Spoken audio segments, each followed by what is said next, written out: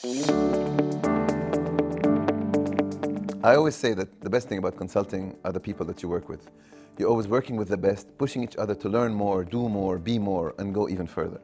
Which is why I'm very excited to be able to go through these conversations with some of our alumni who've gone on to even greater success beyond their consulting career, and learn from them about the high points, the low points, the achievements, the wins, and the lessons that we can all take and apply in our future journeys.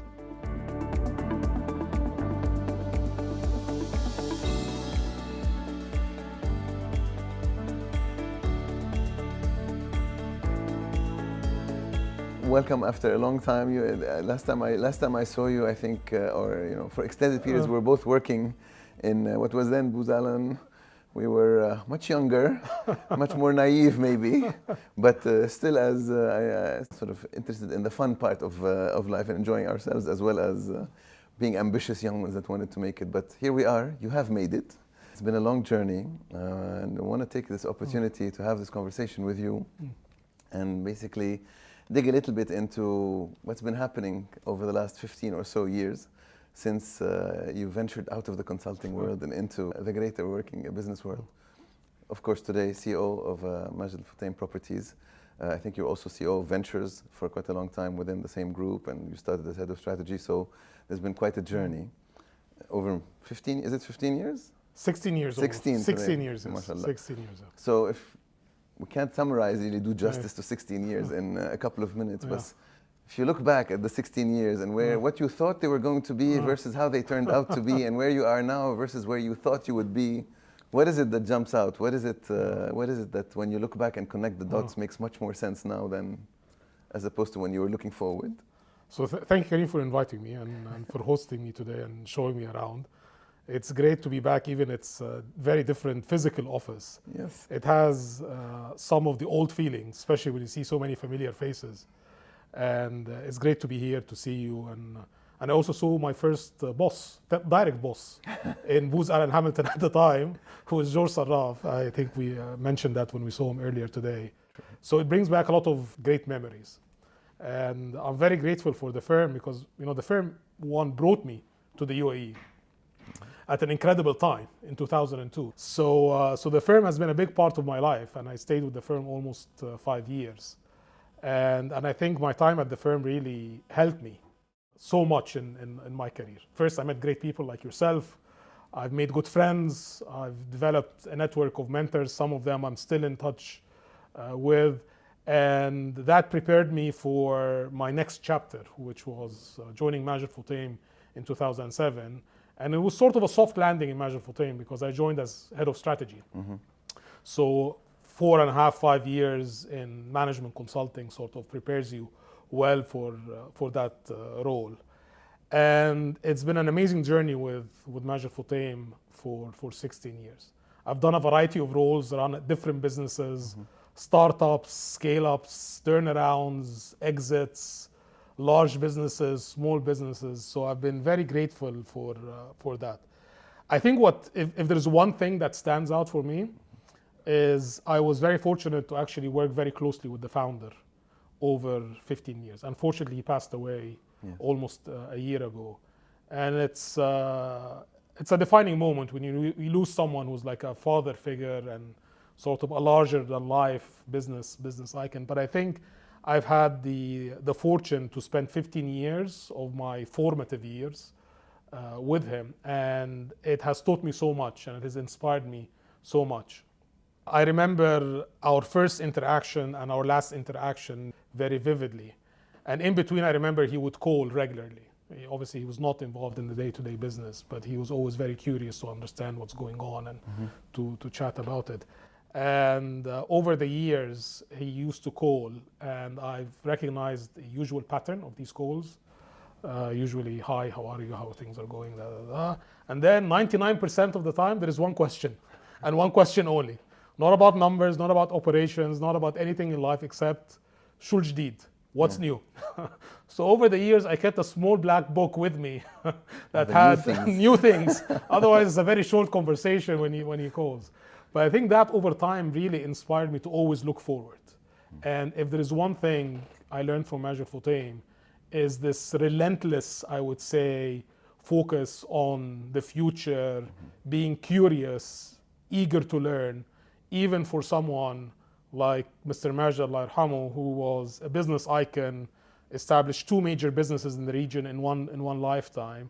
Always this sort of thirst for what's new and exciting, which is not very different, by the way, from what attracts many people to come to Booz Allen or a consulting firm in the first place. It's the allure of diversity and variety of work and challenges and clients, etc. So that would be perhaps the single biggest highlight of the past 16 years. I'm struck by a couple of things that that you said. So in strategy and when we talk about whether if we're talking to potential new recruits or even talking to our own people, there's a constant theme that one of the best things about being in consulting is the people that you work for. And it doesn't mean only while you're in consulting. And you said, I think you alluded to this because you said some of the people that you'd met, even though you're in the company for 5 years, some of those people are still mentors, some are still friends, and you build these bonds. And you're absolutely right. This desire for innovation and always being learning and always advancing is something that's intrinsic. So if this is something that you took with you, but you've spent a long time in the same company, in different roles, but still the same group. So there's always, and it's mashallah, and a successful group. So there's always this danger of being comfortable where you are and not pushing the envelope. But you've launched new businesses, you've launched new companies, you've launched new projects. How do you take this idea of constant renewal and constant innovation and practically apply it? What is it that you did to constantly check that I'm not too comfortable in my shoes? So I think it boils down, in my experience, to curiosity. I think I've come across recently a saying by Einstein that curiosity is far more important than intelligence. And having a curious mind is probably one of the tools that you need to keep sharpening. And one way to sharpen it is to ask questions, like Mr. Majid, Allah yarhamu, is to always ask questions. But I think if you're in the mode of always asking questions, you need to be willing to listen. So you need to have big ears and listen very intently, because if you ask questions pour la forme, because you already know the answer, I've already figured out. Make yourself look good. You don't learn as much. So it's about asking questions, it's about listening and observing and making sure you internalize that. I think also one of the big, I would say, learnings for me over the years is this whole notion of defining success. And I think when you are, I would say, early to mid-career, you define success externally. Okay, what have I changed? What have I done? Look at this building, look at this project, look at these numbers, etc. I think over time you define success, at least in my experience, slightly differently. And I think it's a bit philosophical, so bear with me. So I think it goes back to something I've read and stayed with me many years ago from Rumi, the Sufi philosopher. And Rumi had a very powerful statement that yesterday I was smart and wanted to change the world. Today I'm clever and I want to change myself. And I think success over time becomes more about how you lead yourself, how you grow yourself, how do you become more curious, not just about the external world, but also curious to understand better yourself and evolve yourself. And that becomes an endless, if you will, growth journey. Because external success could be finite, in terms of your tenure as a CEO or a particular project or a particular career. One day we're all gonna retire somehow. But if you define success more about your internal growth, it's potentially a lifetime, I would say, story of success. Where does legacy come into this definition of success? Because we're also at the stage where you must be thinking about, okay, I've had external success, I'm working on myself, I'm an internal success, but you mentioned retirement. If I retire tomorrow, do you think about that? Do you think about what lasting impact am I leaving? Yeah, I mean, it's inevitable to think about that. Legacy and impact as well, you can think about it internally and externally. And within, Majid Futtaim, Majid himself was, Allah yarhamu, asked that question many, many times. What's your legacy? And he refused to answer that question consistently. And in fact, he was rarely, I don't think he's ever given a press interview, let alone a podcast. And he never sort of defined what his legacy was. And even sort of the leadership team in the company, we've sometimes struggled to try to understand, still communicate what is the legacy of Majid Futtaim. And I think over the years, as we understood more the company, the man, the vision, etc., we have defined the legacy for Majid Futtaim, not the shopping malls, not ski, not the island villas we talked about in prep for the interview, nor the credit rating, which is great, triple B, so many, probably 15, 16 billion dollars of assets. All of this stuff is great. But we actually have defined the legacy of Majid Futtaim in the institution, and not the institution in itself as an institution, but the institution as probably an inspiration for others to go on their own journey to set up institutions, by the way, in a part of the world where most institutions are very young. So we are in a part of the world where you cannot point and say this is a 100, 150, 200-year-old institution that has managed to prove itself over time, to reinvent itself. So for Majid Futtaim, the legacy was creating an institution. A business that's privately held, but not a family business in the classical sense. A business that has the internal capability to self-renew, to govern itself, to continue to grow and do things, and is not dependent on any single person, even if that person is as central to the institution as the founder, 100% owner, and whose namesake is at the door. And that legacy is not just we are an institution and we boast about it, but we hope that in building that institution will inspire others to develop their own institutions in their own way. So if I take that to a personal level and back to the thing about curiosity and all of that, perhaps one legacy is to actually inspire the same in people that work with you, partner with you. How can they go on their own growth journey? How can they develop their own internal curiosity? How can they also fulfill whatever potential they have? So is that how you see it? Because you gave a very good answer in terms of the legacy of Majid Futtaim. I also want, from your Ahmed, the personal legacy. Because today Majid Futtaim, tomorrow who knows? Are you able to separate the two? So or do you see that you and your role that's been going on for these years are so intrinsically entwined that it's hard to see where the person stops and where the business starts? I think when you spend a long time in one institution, you become part of the fabric, and part of the institution lives with you, especially when it's very personalized. So obviously, you lose a founder and a mentor, you go through a grieving process, of course. I think one of the things that I've also learned very clearly from Mr. Majid is that to depersonalize, to be able to maintain that perspective.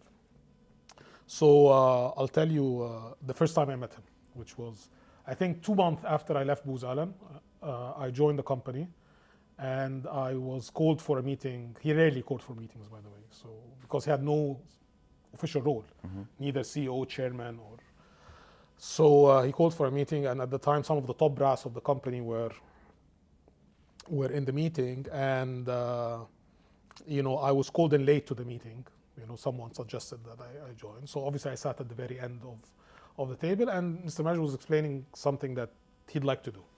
And many of the people around the room were clearly in agreement because they were nodding along. And maybe, I don't know, my Booz Allen training or my business school training kicked in, and I spoke out of turn. And I said, Mr. Majid, are you sure you want to do this? And, he was very curious. I said, why? I explained. Why. Did you notice everyone else in the room thinking, well, that's the last we're going to see of him? Gets worse. And he said, but we want to create this entity and have a CEO for it. And I said, well, that's great, Mr. Majid, but don't we have enough CEOs in the company? And they're all CEOs around the room. For a CEO.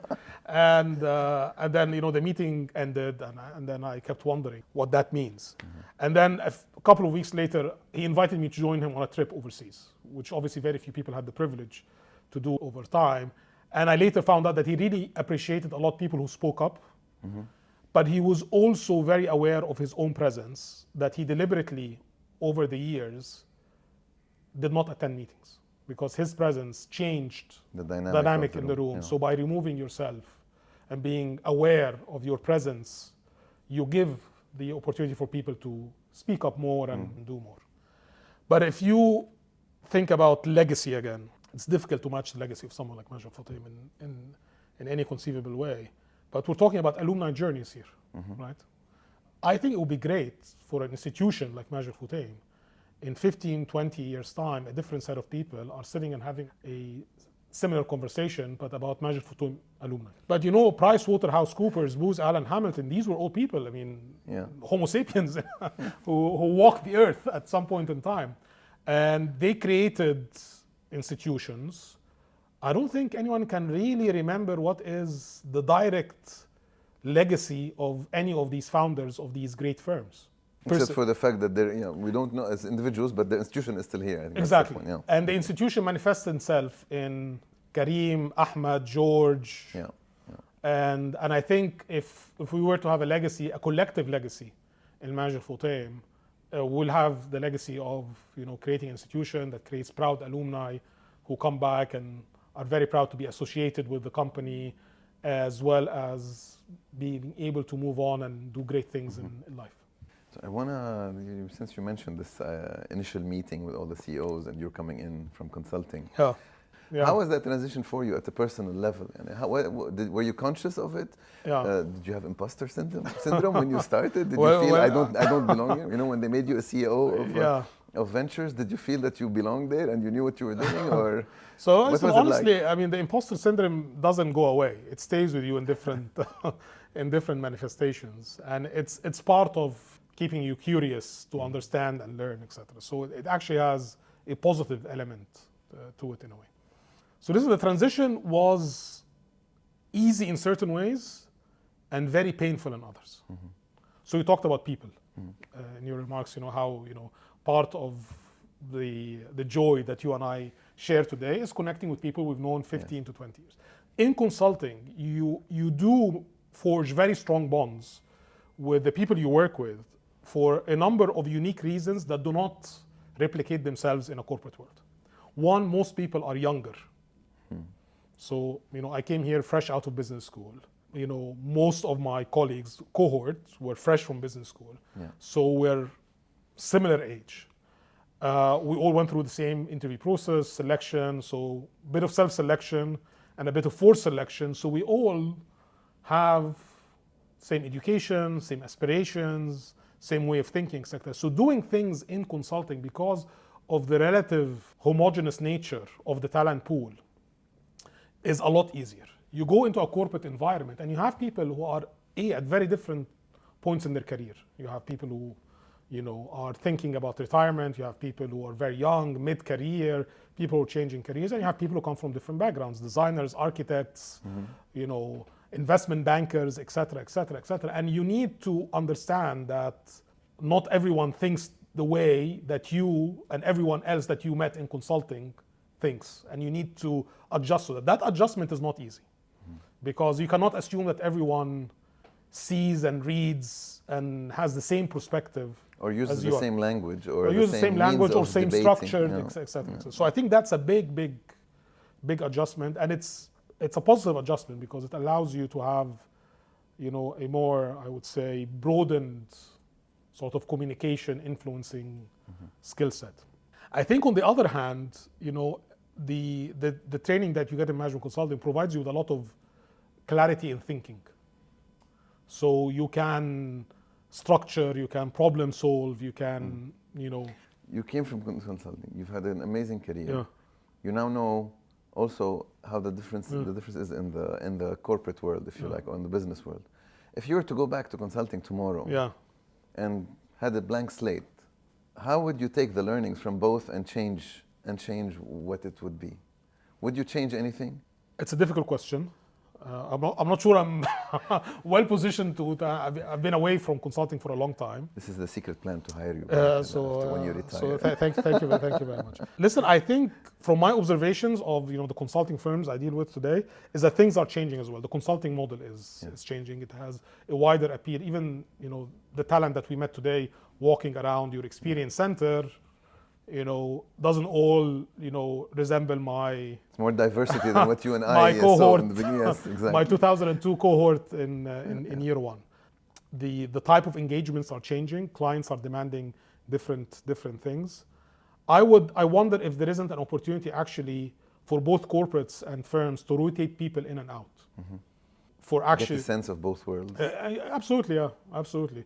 And I think for corporates to second people to consulting firms, to get sort of go work on a variety of clients, get inspiration from variety industry, sharpen their problem-solving toolkit and their communication structuring toolkit, which is very important. Okay. I think we're going to go back to this conversation as the starting point of the strategy and corporate placement program. and vice versa, for consultants to actually engage with their clients probably in a different way, where they're actually in their own environment. But this requires also a change of incentives, and it requires perhaps easier said than done. So I'm not sure if I answered your question. No, you did. I want to ask you one more about the business world, and I want to get a bit more into the personal side of Ahmed. So you've gone through lots of changes. We're not exactly in a stable state of the world right now. A lot of uncertainty still there. What is it that you, as a senior person in the business world, do or consciously do to manage all this uncertainty? And what do you find helps you that others can benefit from as well? How to manage uncertainty and ambiguity. And ambiguity. At the same while remaining confident of the path that you're following. So it's a very difficult one, Karim. It's important to frame where we are today in terms of everything that's going on around us, that it is incredibly uncertain, pretty ambiguous, and it requires a heightened degree of resilience in the organization.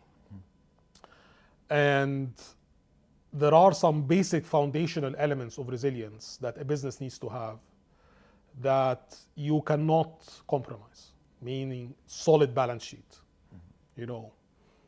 solid controls, boring stuff, okay?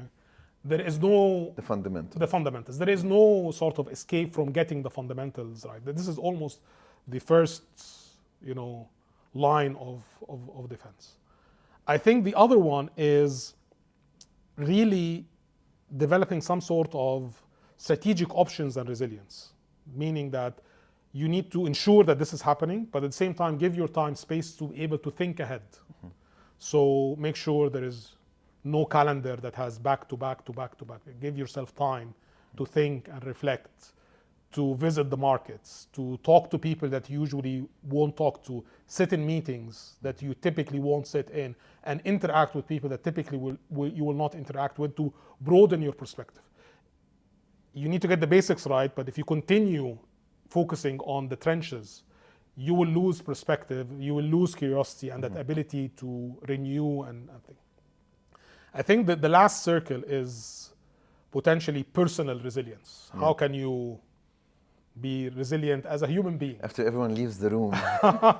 So how can you remain resilient as a human being? So I think there is a big case to be made for self-care, physically, emotionally. What does that mean for you? Spiritually. It means a lot of things. So it means, for me, for instance, is jogging, or going on long walks increasingly rather than jogging or running. This is a big part of my self-care. I think it's important to create buffers sometimes. We all have our personal burdens. You have your personal burdens, I have my personal burdens. It's very important to have these self-care routines embedded in such a way that it creates a buffer between your personal struggle and the business. So you reset your energy, you don't bring it with you into the business. I think, spiritually or emotionally as well, you need to find ways to recharge and to have open conversations with people that you trust, to be able to, get a reprieve from everything that you're dealing with. And it's a very personal thing. I mean, people find self-care in different things. People find it on Netflix, people find it in yoga. It's important to try and find out what actually gives you that grounding and that ability to restart. we can take that a bit further, over this journey, what was the lowest point? How did you get through? Lowest point. I think there are lots of low points. So listen, I think in any difficult choice that you make in business or any difficult situation, I've come to appreciate the value of radical transparency and candor, which is sometimes very difficult. So we've had to take some very tough choices on people in Corona. We've had to, exit businesses at some point in time in my previous role. And I think being radically open, transparent around it is very difficult. But if you're not, first, people can see through it. And second, you carry it with you. It actually makes it difficult on you personally because you haven't been completely honest and transparent. You realize that. You know that you haven't been completely open and transparent. I'm of a generation that grew up, you don't show weakness. You're strong, you're the man of the family. You don't show, you power ahead, you suck it up and move on. You have to be able to show a certain degree of vulnerability and to admit when you've messed up, you've made a mistake, etc. So it's very painful, perhaps in the moment or for the first time, but that level of transparency and vulnerability over time actually relieves you more than anything. I think it's great for, culture dynamics, etc. But it's also most valuable to you because it really relieves you, does not leave you with a sense of internal conflict. And you'd be surprised once you do that, how people react. So actually, most of the time, we're very worried about showing weakness because we think people are going to exploit it or people are going to, demean it. Or actually, when you show vulnerability and it's genuine, what you find is that actually people reach out either to help or to support or to acknowledge at least. So it actually also gives you a bit of positive reinforcement.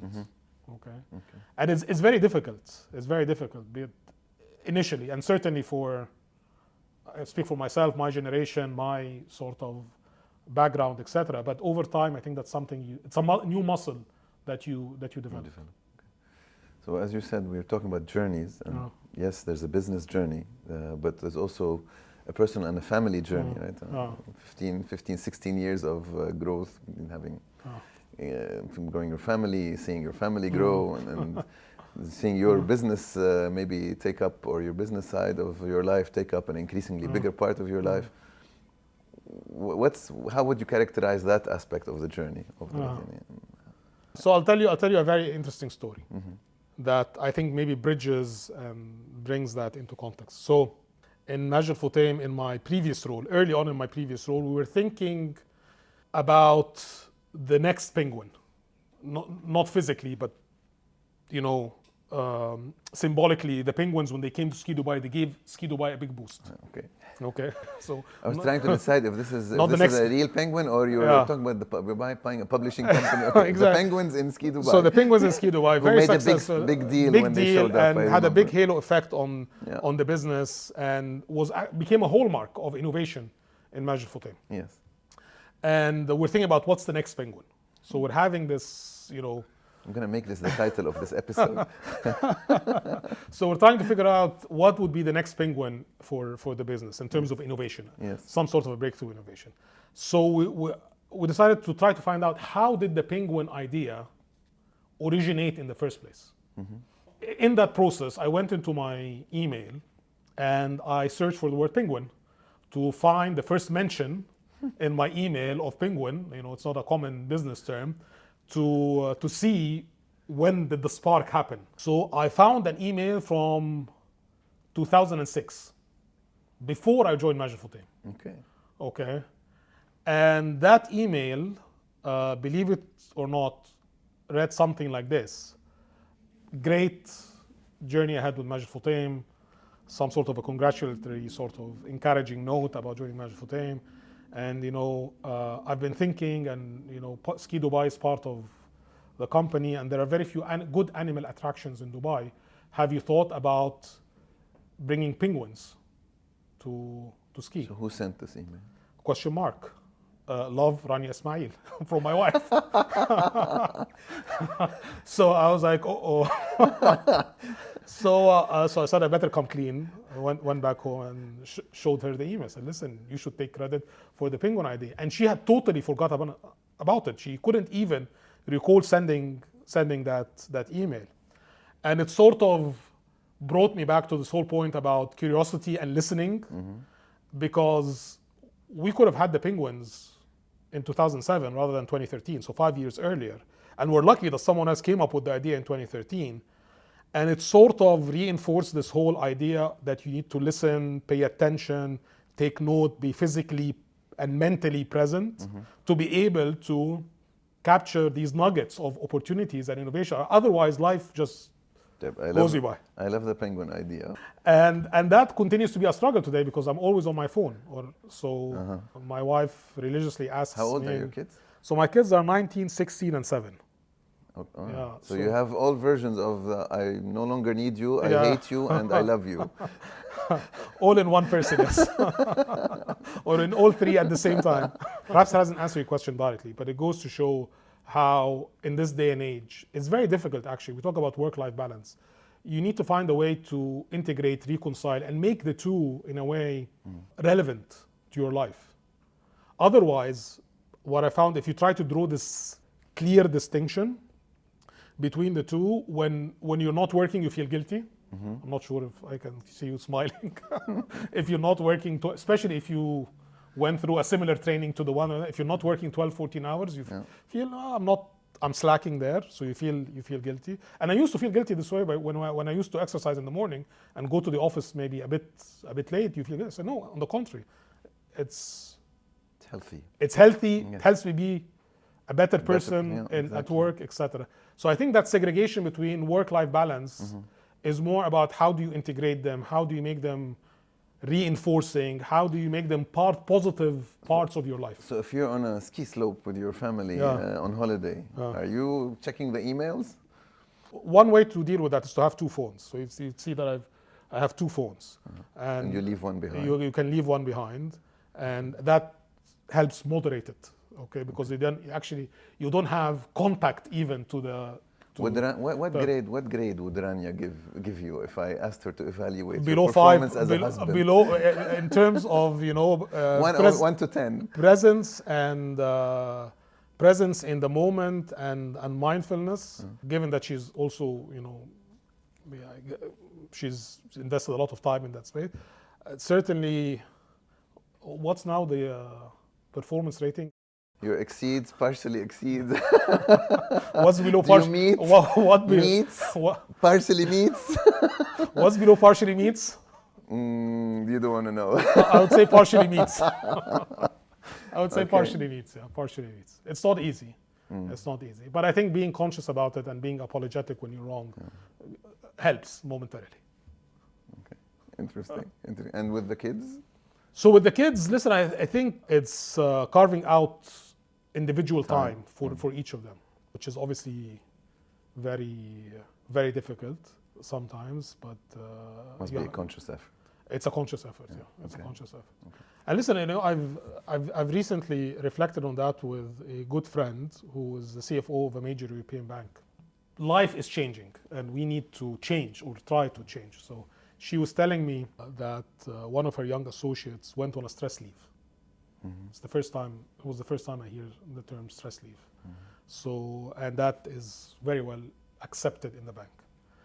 And I remember when Layla, my firstborn, was born, I took my laptop to the hospital.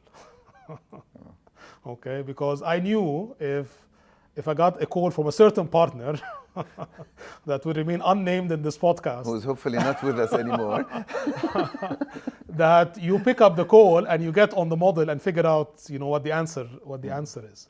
So I think also the social construct of work is changing, and we need to retrain ourselves to accept that and benefit from it and allow others to benefit. Are you a good boss? Are you giving your people time and space to have their personal life? Are you letting them speak up? Can they speak up to you like you spoke up in the big CEO meeting? Yes, increasingly so, increasingly so. So listen, also I think from a personal journey perspective, when I was an associate, or when I first managed my first project, I remember it was a very unusual project because there was a principal from an overseas office who's acting as EM, and I witnessed him being asked to get off the project. And I was asked to step in, which was obviously very exciting, second year associate, managing a project. And I can see how I was demanding, perhaps brutal, senior associate / project manager. Mm. Which hopefully these are not words you would use to describe yourself today. And I think that there is a reason for that. In that quest to understand yourself, the Rumi thing, to basically understand yourself better, you understand it's important to understand the origin of that. So there is an origin story to that. When I was in school, my family moved to Saudi Arabia, and I went from an all English school to an all Arabic school. Very tough transition. And then the family decided to come back, okay? And when I went back to my original school said, listen, you're too young anyway, and why don't you go down a year? Of course, my mother categorically refused. Not my son. Absolutely. And it was a very important year, sixth year, which is a national exam. And I remember, my parents saying, you have to study, you have to prove them all wrong. So this is probably the year I worked the hardest, even harder than my second associate year with the firm. And despite all of the struggles, and I actually ended up getting the highest grade in the country. So my name was on the papers, and I went up and shook hands with the Minister of Education at the time. And that created a unconscious bias in my mind that success is 100% driven by how hard you work and how much you apply yourself. Which obviously means that anyone who's not succeeding as much, is not working as hard, is not applying themselves, etc. Which means that you become very tough, not on yourself, but also others. Because why are you not doing the same? And I think that stayed with me early in my career. So not all success is attributable to you. There is luck, God's will, blessing, fate, whatever you want to call it, circumstantial situations, opportunities. And you also wonder, if you're carrying a certain weight, what other weights people in the room are carrying that you don't know about. And how you need to have a more, I would say, empathetic understanding of performance, motivation, priorities in life, etc., etc. I would add also, there must be people in your life that are the support also for when you need that push when you're... Yes, and hence my wife, Rania, of course. You cannot go through any journey in life It's not black and alone, white, just work hard and put in the hours. Yeah, I think there is an African proverb that says, if you want to go fast, go alone. If you want to go far, go together. Yeah. Which is interesting because when we then formulated almost a decade ago the Majid Futtaim values, we ended up at bold, passionate, and together, which creates a healthy tension because togetherness cannot come at the expense of being bold, speaking up, for instance, or being passionate and believing in what you're doing, but you cannot be blindly, I would say, passionate about what you're doing. So there is healthy tension between bold, passionate, together that keeps you on your toes and keeps you going. Indeed. And we're gonna close it with one last question. Because it's always easier to make sense of everything and the journey that we're talking about now that you've gone through it. Yeah. If you were going to give some advice to your 20-year-old self, what would that advice be? I think the first advice, do not take that laptop to the hospital. Absolutely. I don't think anybody would disagree with that one. It's difficult to arrive at certain destinations without going through the journey. I think it's impossible in a way. So we can impart as much advice as we can on our kids, associates, teams, etc. Ultimately, you have to go through the journey. If I have to give one piece of advice, so let's think about it this way. On this thing about self-exploration, understanding yourself better. So I'm sure, you know, some of fellow alumni, perhaps younger ones, would say, oh, this is fluff, what the hell is, you know, discovering yourself. Because they haven't reached the stage of maturity. They haven't reached enlightenment. They're not enlightened. So let me try to describe it in a 2x2. No. No? Whatever you want. So there is a very nice, I would say, way to think through.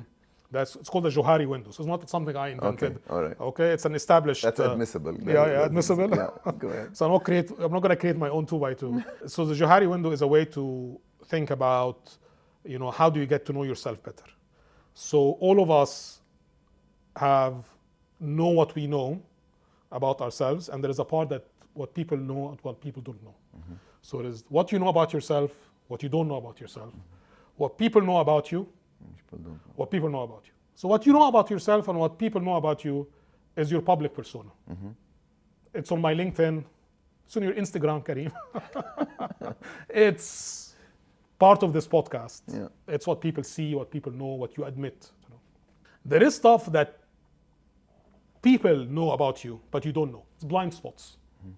So the way to shed light on your blind spots is to seek feedback. So back to your curiosity. Tell me, you know, how do you think this went, et cetera, et cetera, et cetera. So by moving the window to the right, you know, you decrease your blind spots. There is also stuff that people know about you, but you don't know about. Sorry, where did we go? No, that we covered. There we covered. Now the So bit that what you people don't about know, that people don't know. yeah, exactly. And that is, you know, a part that you need to show vulnerability. Okay. So the Johari window actually takes it into a slightly extreme, or not extreme, you know, takes it to the next level and says, the more you ask for feedback, move to the right. And the more to discover for blind spots, and the more you go down to discover yourself, you actually get into the bottom right quadrant, which is the complete unknown. Things that people don't know about you, you didn't even know about yourself. So it's sort of a window into your true self that can only come by both feedback and vulnerability. More feedback and more vulnerability. You could actually discover things about yourself that nobody knows and you didn't even know. So it goes back to your candor and transparency, but even between you and yourself, between you and everyone around you. Absolutely, yeah. But you know, radical candor or radical transparency is very difficult because it can come across as too intimidating. So you also need to build it over time with trust and. Yeah. So you can have those conversations with people. Yeah, you cannot show up on day one. Yes. And be with the unknown window and be radically transparent, because actually if you do that, what happens is that window shrinks very quickly. Yeah. Okay, rather than expand. Because you push people away. People are reluctant to give you feedback. You're reluctant to show vulnerability. So actually your public persona becomes even shallower and narrower, and it prevents you actually from going down that path. Excellent. Ahmed, this has been an excellent discussion from my perspective. Thank you very much for your candor and transparency. You've had a brilliant journey, and I wish you the best in the journey that still remains ahead. Thanks. Thank you so much. Thank you, Kareem.